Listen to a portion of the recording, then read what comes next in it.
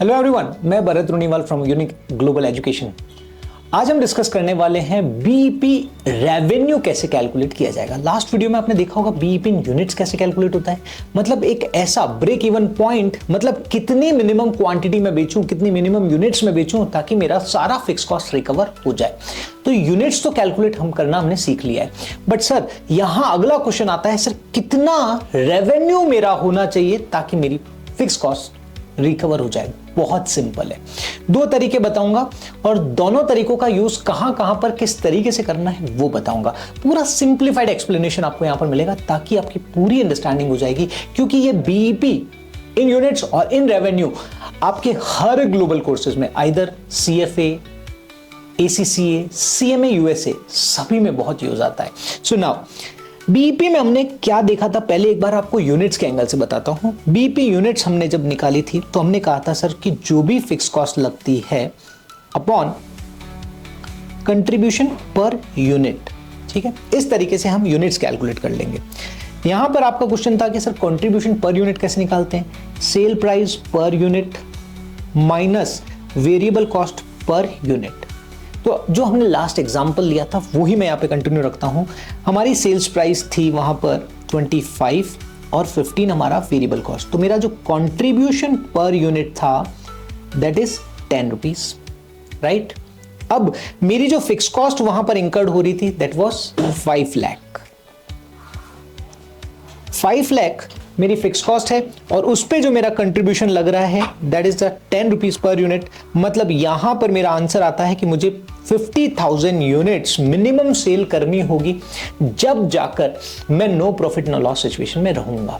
But अब यहां अगला क्वेश्चन आता है सर कि आपका बीईपी इन अमाउंट रेवेन्यू में कितना होना चाहिए, मतलब आपका सेल्स कितना होना चाहिए। इसे मैं बोल सकता हूं बीईपी सेल्स लेवल क्या होना चाहिए, बीईपी सेल्स क्या होना चाहिए। तो सिंपल एक तरीका तो यह है कि आप बीईपी क्वांटिटी कैलकुलेट करो, जो भी आपकी बीईपी क्वांटिटी आई है उसको मल्टीप्लाई कर दो सेल्स प्राइस से। एक तरीका तो यह है सिंपल। अब देखो यहां पर क्या हो जाएगा, 50,000 यूनिट्स इनटू सेल्स प्राइस कितना था, दैट इज 25। तो इस तरीके से आप कैलकुलेट कर लोगे अराउंड मेरे हिसाब से 12,50,000 विल बी द रेवेन्यू।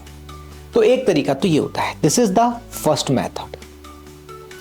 अब एक तरीका मैं आपको और बताता हूं, उस तरीके से भी आप कैलकुलेट कर सकते हो, और क्वेश्चन में कब कौन सा तरीका यूज करना है वो भी मैं अभी आपको गाइड करूंगा। अब देखो दूसरा सिनेरियो, आपका बीईपी रेवेन्यू निकालना है, मतलब बीईपी सेल्स निकालना है आपको, करेक्ट। बीईपी सेल्स, कि हमारा बीईपी सेल्स कितना होना चाहिए। इट्स नॉट अपॉन, इसे अपॉन मत समझना, ठीक है। It's a part, it's not a BEP amount upon BEP sales, ऐसा कुछ भी नहीं। इट्स अ बीईपी रेवेन्यू, ठीक है। इसे ब्रैकेट में अलग से दिखा देता हूं so that you will get idea. चलो जी, अब ये अगर आपको निकालना है तो अब आपको क्या करना पड़ेगा, simple fixed cost upon contribution margin ratio, उसे हम शॉर्ट में बोल सकते हैं CMR। ये होता है कंट्रीब्यूशन मार्जिन रेशियो। सर ये क्या होता है, कंट्रीब्यूशन मार्जिन रेशियो क्या होता है? प्रॉफिट रेशियो के बारे में सुना है क्या आपने? प्रॉफिट रेशियो, हाँ सुना है ना सर। क्या होता है प्रॉफिट रेशियो, क्या होता है? अरे सर प्रॉफिट शेयर बिल्कुल सिंपल है। प्रॉफिट रेशियो क्या होता है सर, बहुत सिंपल है।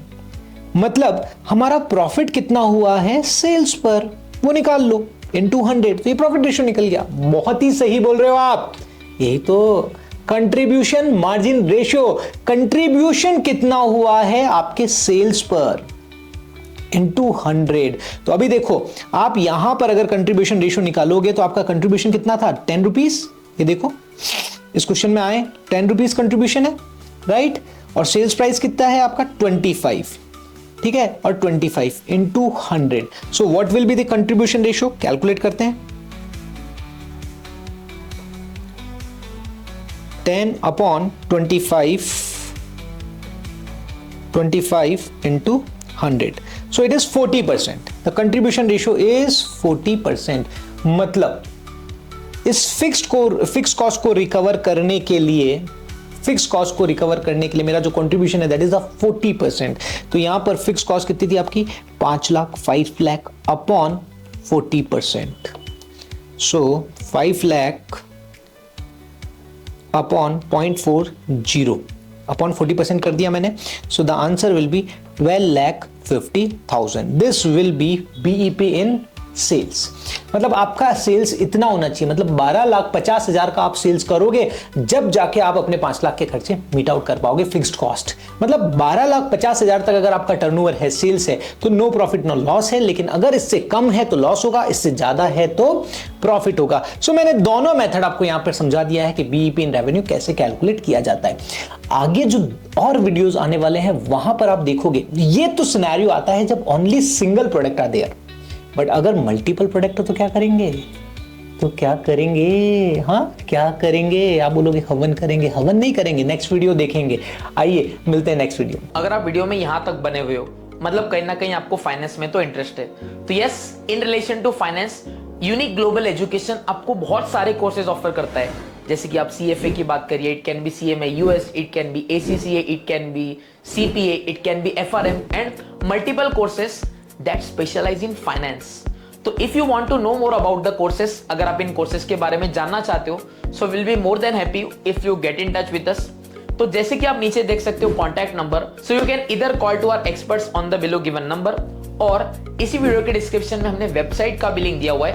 आप वेबसाइट पे जाकर विजिट कर सकते हो and you'll get to know a lot more. So otherwise आप चाहते हो to know more about the courses and अगर आप चाहते हो a proper career counseling, तो इसी वीडियो के डिस्क्रिप्शन में हम लोगों ने एक गूगल फॉर्म का भी लिंक अटैच कर रखा है. आप उस गूगल फॉर्म पे type your responses and our team will get in touch with you, our expert will get in touch with you and आपको पर्सनलाइज्ड गाइडेंस प्रोवाइड किया जाएगा.